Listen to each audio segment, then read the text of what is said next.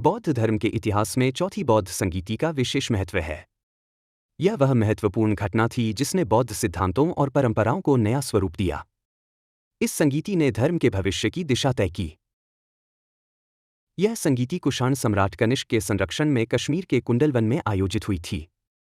इसका मुख्य उद्देश्य बौद्ध धर्म में बढ़ते मतभेदों को सुलझाना और ग्रंथों का संकलन करना था। वसुमित्र इसके अध्यक्ष और अश्वघोष उपाध्यक्ष थे। बौद्ध धर्म के प्रति कनिष्क का झुकाव केवल एक व्यक्तिगत धार्मिक रूपांतरण का मामला नहीं था। यह एक रणनीतिक, राजनीतिक और सांस्कृतिक निर्णय भी था।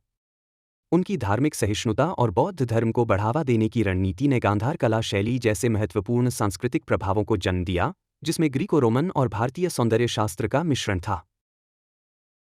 इस संगीति का परिणाम बौद्ध धर्म में बढ़ते विभाजन को ठीक करना नहीं था, बल्कि इसे संस्थागत रूप देना था। इसने महायान संप्रदाय को वैधता और एक संगठनात्मक संरचना प्रदान की, जो इसके सफल विस्तार के लिए महत्वपूर्ण था। कुछ स्रोतों में श्रीलंका के राजा वट्टगामिनी अभय का उल्लेख भी मिलता है, जिन्होंने तीसरी बौद्ध संगीति के बाद पाली त्रिपिटक को लिपिबद्ध करवाया था। हालांकि चौथी संगीति से उनका सीधा संबंध नहीं है। यह एक सामान्य भ्रांति है जिसे स्पष्ट करना आवश्यक है। इस संगीति के प्रमुख परिणाम दो थे।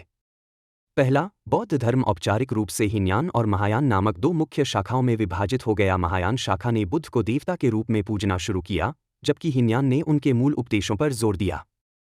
दूसरा, यहाँ महाविभाषा शास्त्र जैसे महत्वपूर्ण ग्रंथों का संकलन किया गया, जिन्हें तांबे की चादरों पर उत्कीर्ण किया गया।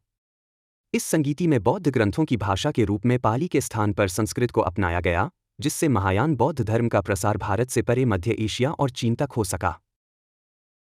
चौथी बौद्ध संगीति की तिथि और स्थान को लेकर इतिहासकारों में कुछ मतभेद हैं।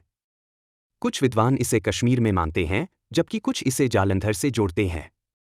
इन विवादों के बावजूद इसका बौद्ध धर्म पर गहरा और स्थायी प्रभाव पड़ा। इस प्रकार कनिष्क का योगदान सिर्फ एक बैठक तक सीमित नहीं था, बल्कि इसने बौद्ध धर्म की भविष्य की दिशा को हमेशा के लिए बदल दिया।